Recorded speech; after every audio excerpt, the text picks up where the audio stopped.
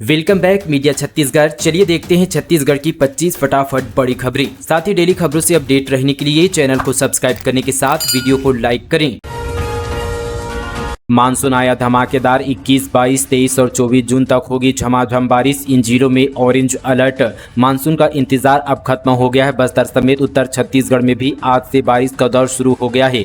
आने वाले 24 जून तक बारिश का अनुमान मौसम विभाग ने जताया है। मौसम में आए बदलाव से एक और जहां भीषण गर्मी से राहत मिली है, तो दूसरी ओर अब किसान खेती किसानी के काम में व्यस्त हो जाएंगे। साथ ही मौसम विभाग के मुताबिक बीते 5 दिनों से मानसून प्रदेश के तटीय हिस्से पर अटका हुआ है। आज यहाँ पर प्रदेश के मध्य क्षेत्र में मानसून की एंट्री हो सकती है। मौसम विभाग का कहना है कि प्रदेश के कई हिस्सों में प्री मानसून का आगमन हो चुका है। वहीं 2 से 4 दिनों में कुछ और हिस्सों में प्री मानसून सक्रिय रहेगा। ऐसे में ज्यादातर जिलों में 3 से 4 दिनों तक अच्छी बारिश होने की संभावना है। 5 संभाग में बारिश की संभावना। इन संभागों में से कई जिलों में गरज चमक के साथ हल्की बारिश और कई जिलों में तेज अंधड़ चलने की संभावना है। छत्तीसगढ़ एचएससी के पूर्व एजी सतीश चंद को धमकी भरा कॉल। खुद को बताया पुलिसकर्मी, बोला बेटा गिरफ्तार हो गया, पैसे लेकर थाने आओ। छत्तीसगढ़ हाईकोर्ट के पूर्व एडवोकेट जनरल सतीश चंद वर्मा को फोन पर कॉल भरी धमकी दी गई है। पुलिसकर्मी बनकर बेटे की गिरफ्तारी होने की जानकारी दी और पैसे लेकर थाने आने के लिए कहा। मामला चकरभाटा थाना क्षेत्र का है।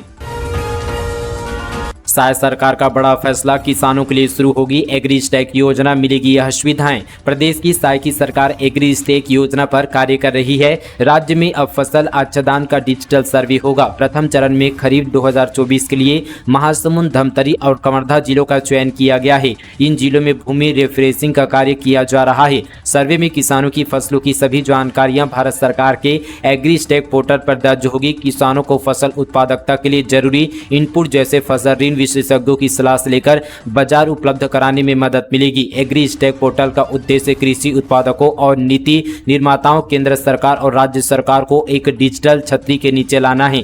एग्री स्टैक पोर्टल के जरिए किसानों को केंद्र और राज्य सरकार की योजनाओं से लाभान्वित किया जाएगा।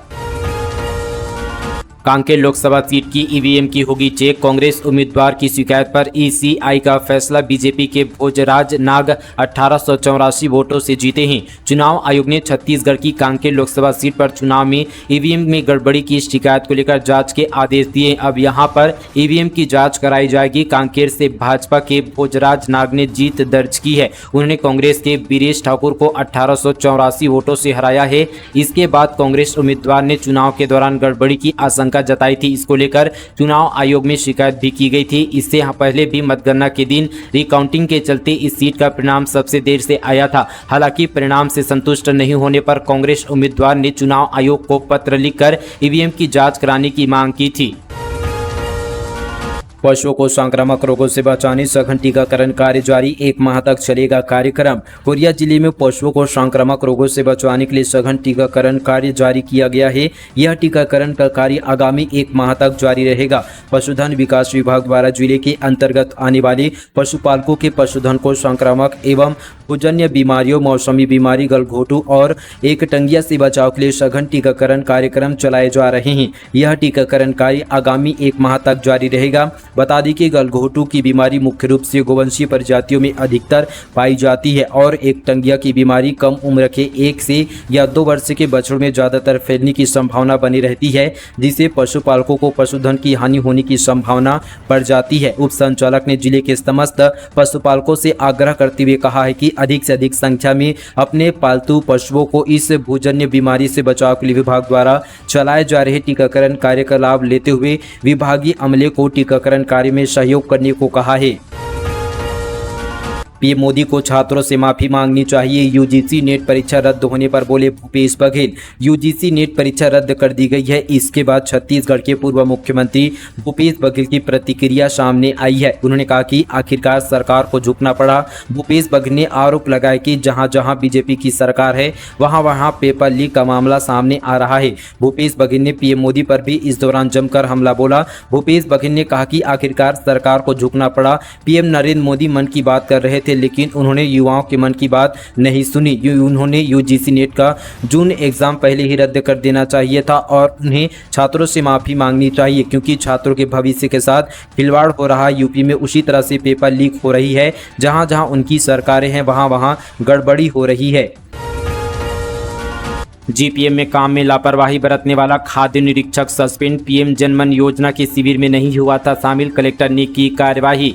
गौरेला पिंडा मरवाही जिले में काम में लापरवाही बरतने वाले खाद्य निरीक्षक को सस्पेंड कर दिया गया है। खाद्य अधिकारी पीएम जनमन योजना के तहत आयोजित शिविर से गायब था। मामला सामने आने के बाद खाद्य निरीक्षक जितेंद्र वासुदेव को कलेक्टर ने निलंबित कर दिया है। जानकारी के अनुसार 14 जून 2024 को गौरेला विकासखंड के ग्राम देवर गांव में पीएम जनमन योजना का शिविर आयोजन किया गया था। खाद्य निरीक्षक जितेंद्र वासुदेव ने अपनी जिम्मेदारी का निर्वहन नहीं किया और शिविर में शामिल नहीं हुए। आदेश में कहा गया कि आरोपी यहां पर खाद्य निरीक्षक को अपने काम में लापरवाही बरतने के कारण तत्काल प्रभाव से निलंबित किया जाता है। जांजगीर चांपा में बजरंगबली की मूर्ति को किया खंडित, मंदिर के आसपास तोड़फोड़, ग्रामीण बोले 7 दिन के अंदर हो आरोपियों की गिरफ्तारी। जांजगीर चांपा जिले की पूरी दल्हा पहाड़ में विराजित बजरंगबली की मूर्ति को असामाजिक तत्वों ने खंडित कर दिया है। मामले की शिकायत ग्रामीणों ने पुलिस से की है। ग्रामीणों ने चेतावनी दी है कि 7 दिन के अंदर आरोपियों की गिरफ्तारी नहीं हुई तो उग्र आंदोलन किया जाएगा। घटना अकलतरा थाना क्षेत्र की है। गांव में आज भी सड़क की सुविधा नहीं, बीमार पड़ने पर कांवड़ से मरीज को ले जाते हैं ग्रामीण। आजादी के 75 साल बीतने के बाद भी जसपुर जिले में कुछ ऐसे भी गांव हैं जहां सड़क के अभाव में एम्बुलेंस नहीं पहुंच रही है। लोग आज भी मुख्य सड़क तक पहुंचने कांवड़ और पालकी का सहारा लेकर लंबी दूरी तय करते नजर आ रहे हैं। ताज़ा मामला मुख्यमंत्री विष्णुदेव साय के गृह जिला जसपुर से आया है, जहाँ के ग्राम पंचायत बरंगी के चुरिल कोना में आज एक गंभीर रूप से बीमार वृद्ध मरीज को पालकी में बिठाकर अस्पताल ले जाने के लिए मुख्य सड़क तक लाया गया। अप्राकृतिक यौन संबंध के बाद दोस्त की मौत, समलैंगिक रिलेशन पड़ा भारी, पुलिस ने खोले 2 दोस्तों के राज। 2 दोस्तों को समलैंगिक संबंध बनाना इस तरह से भारी पड़ गया कि एक की जान चली गई तो दूसरा सलाखों के पीछे चला गया। यह मामला भिलाई में पहली बार सामने आया है, जिसमें 2 युवकों की एक दिन पहले गिल्डर ऐप पर दोस्ती हुई और दूसरे दिन दोनों ने रात साथ गुजारी और रात में कुछ ऐसा हुआ कि युवक की जान चली गई। आरोपी अनमोल सुबह बाहर निकला तो वेदांत के चाचा से उसका सामना हुआ और बहुत ही सामान्य ढंग से नमस्ते बोलती वहां से पैदल चला गया। लेकिन जब घर में काम करने वाली नौकरानी ने सफाई के लिए कमरा खोला तो उसके होश उड़ गए। बदहवास यहां पर चाचा ने पुलिस को बुलाया। मामले की गंभीरता को देखते हुए क्राइम ब्रांच और वैशाली नगर पुलिस ने जांच की तो यहां पर आरोपी को चंद घंटों में ही गिरफ्तार कर लिया गया। वहीं जब हत्या का कारण सामने आए तो सब वहीं हैरान रह गया। छत्तीसगढ़ में एनएसयूआई युवा कांग्रेस का बवाल, इस्तीफे की मांग को लेकर गृह मंत्री विजय शर्मा के बंगले का किया घेराव, घसीटते हुए ले गई पुलिस। छत्तीसगढ़ में लचर कानून व्यवस्था का आरोप लगाते हुए रायपुर में गृह मंत्री निवास का घेराव किया गया। युवा कांग्रेस, एनएसयूआई और महिला कांग्रेस ने संयुक्त प्रदर्शन किया। इस दौरान पुलिस से कार्यकर्ताओं को झड़प और धक्का मुक्की भी हुई। सैकड़ों की संख्या में नेता और कार्यकर्ता घेराव के लिए निकले थे। इस दौरान रायपुर पुलिस ने महिला थाना के पास बैरिकेडिंग कर कार्यकर्ताओं को रोकने की कोशिश की। कार्यकर्ता जब बैरिकेडिंग की ओर आगे बढ़ने लगे तो पुलिस कई कार्यकर्ताओं को घसीटते हुए ले जाने लगी। हाथियों का आतंक जारी, वन क्षेत्र के घरों में मचाई तबाही, जान बचाकर भागे ग्रामीणों ने आश्रम में गुजारी रात। सरगुजा जिले के मैनपाट वन परिक्षेत्र में 13 हाथियों का आतंक जारी है, जिससे स्थानीय निवासियों को भारी नुकसान हुआ है। दर्जनों घरों को तोड़कर हाथियों ने क्षति पहुंचाई है, जिससे पहाड़ी कोरवाओं के बस्ती में दहशत फैल गई है। बीती रात मोहना डीहा उड़म केला में पहाड़ी कोरवाओं की बस्ती में 13 हाथियों ने तबाही मचाई है। अपनी जान बचाने के लिए लोग भागकर सुरक्षित स्थानों पर चले गए। पहाड़ी कोरवाओं को उड़म केला आश्रम में शरण लेनी पड़ी, जहां उन्होंने रात बिताई। डोंगरगढ़ में जब्त की गई करोड़ों की रेत हुई गायब, कांग्रेस ने अधिकारियों के खिलाफ खोला मोर्चा, एफआईआर की मांग। छत्तीसगढ़ के डोंगरगढ़ में कांग्रेस ने अधिकारियों पर रेत चोरी करने का आरोप लगाया है। रेत चोरी के मामले में कांग्रेस ने डोंगरगढ़ थाने का घेराव कर दिया। डोंगरगढ़ के ग्राम मुड़पार में बीते दिनों रोड के किनारे भारी मात्रा में रेत का डंप यहां पर मिला था। एसडीएम और नायब तहसीलदार ने कार्रवाई करते हुए रेत को जब्त करके रखा था। कांग्रेस का आरोप है कि 800 टिपर रेत चोरी हो गई है, जिसकी यहां पर कीमत करोड़ों में है। लोक आयोग के दफ्तर में लगी आग, कवरेज करने पहुंचे पत्रकारों से अधिकारी कर्मचारियों ने की बदसलूकी। राजधानी रायपुर के नगर निगम बिल्डिंग के पास स्थित छत्तीसगढ़ लोक आयोग के दफ्तर में आग लग गई। इस दौरान अधिकारी कर्मचारियों को बाहर निकाला गया। वहीं घटना की सूचना के बाद मौके पर पहुंची दमकल की टीम आग बुझाने पर जुट गई। इस आगजनी की घटना के चलते कई यहां पर दस्तावेज जल गए हैं। वहीं आग किस वजह से लगी इसका अब तक पता नहीं चल सका है। लोक आयोग के दफ्तर में आग की खबर के बाद मौके पर कवरेज करने पहुंचे पत्रकारों को लोक आयोग के अधिकारी कर्मचारियों ने रोका और बदसलूकी की। उन्होंने पत्रकारों से गाली गलौज करते हुए धक्का मुक्की भी की। इस घटना के बाद से राजधानी के पत्रकारों में काफी आक्रोश है। इस पूरे घटनाक्रम में सबसे हैरान कर देने वाली बात यह है कि लोक आयोग में पदस्थ पढ़े लिखे अधिकारी कर्मचारी अगर पत्रकारों से गुंडे बदमाशों की तरह पेश आ रहे हैं तो आम लोगों से किस तरह पेश आते होंगे।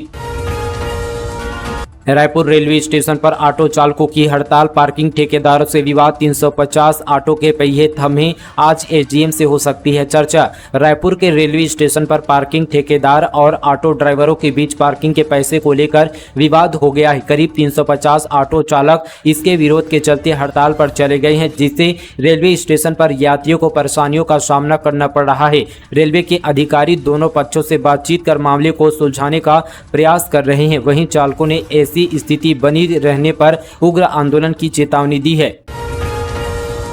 बलौदाबाजार हिंसा के बाद हटाए गए एएसपी, डीएसपी, 3 एडिशनल एसपी और 3 डीएसपी के भी तबादले। बलौदाबाजार हिंसा मामले में पर गृह विभाग ने एडिशनल एसपी और डीएसपी का ट्रांसफर आदेश जारी किया। लिस्ट में 3 एडिशनल एसपी और 3 डीएसपी शामिल हैं। बलौदाबाजार के कलेक्टर और एसपी के निलंबन के बाद अब एडिशनल एसपी अवनीश सिंह को हटा दिया गया है। उनकी जगह धमतरी एडिशनल एसपी अभिषेक सिंह को भेजा गया। वहीं अविनाश को डायल 112 रायपुर का एएसपी बनाया गया। इसके अतिरिक्त डायल 112 के एएसपी हेमसागर सिद्धाकर को भी बलौदाबाजार भेजा गया। डीएसपी आशीष अरोरा को बलौदाबाजार से मोहला मानपुर अंबागढ़ चौकी भेजा गया। डीएसपी ऐश्वर्या चंद्राकर को जसपुर को बलौदाबाजार पदस्थ किया गया। डीएसपी कौशल किशोर वासनिक को मोहला मानपुर अंबागढ़ चौकी से बलौदाबाजार भेजा गया है। बिलासपुर में सेक्स रैकेट चलाती हैं महिलाएं, परेशान मोहल्ले वासियों ने की शिकायत। पुलिस ने दबिश देकर 3 महिलाओं को किया गिरफ्तार। बिलासपुर जिले में पुलिस ने सेक्स रैकेट चलाने वाली 3 महिलाओं को गिरफ्तार किया है। ये महिलाएं शहर के सार्वजनिक जगहों पर ग्राहक तलाशती थी, जिससे परेशान होकर मोहल्ले के लोगों ने पुलिस अफसरों से शिकायत की थी। मामला सिविल लाइन थाना क्षेत्र का है। इनकम टैक्स छूट की सीमा बढ़ा सकती है मोदी सरकार, 10 लाख तक की आय पर टैक्स छूट की उम्मीद। सेक्शन 80C में भी बदलाव संभव। नरेंद्र मोदी सरकार वित्त वर्ष 2024-25 का पूर्ण बजट जुलाई के तीसरे सप्ताह में पेश कर सकती है। ऐसे में मिडिल क्लास और टैक्स पेयर को राहत मिलने की उम्मीद है। रॉयटर्स के मुताबिक मोदी 3.0 अपने पहले बजट में 10 लाख सालाना कमाने वाले लोगों के लिए इनकम टैक्स की दरों में कटौती करने पर विचार कर रही है। इसके अलावा सरकार इनकम टैक्स स्लैब में बदलाव करने की प्लानिंग कर रही है। चुनावी साल होने के चलते वित्त मंत्री निर्मला सीतारमण ने 1 फरवरी को FY 2025 के लिए अंतरिम यहां पर बजट पेश किया था। तब वित्त मंत्री ने इनकम टैक्स से जुड़ी कोई यहां पर बड़ी घोषणा नहीं किया था। आज सोना चांदी के दामों में तेजी। 10 ग्राम सोना 72,440 रुपये का हुआ। चांदी फिर 92,000 रुपये के पार निकली। सोने चांदी के दामों में आज यानी 21 जून को तेजी आई है। 10 ग्राम 24 कैरेट सोना 220 रुपये बढ़कर 72,440 रुपये पर पहुंच गया है। वहीं 1 किलो चांदी 1,500 रुपये बढ़कर 92,500 रुपये पर बिक रही है।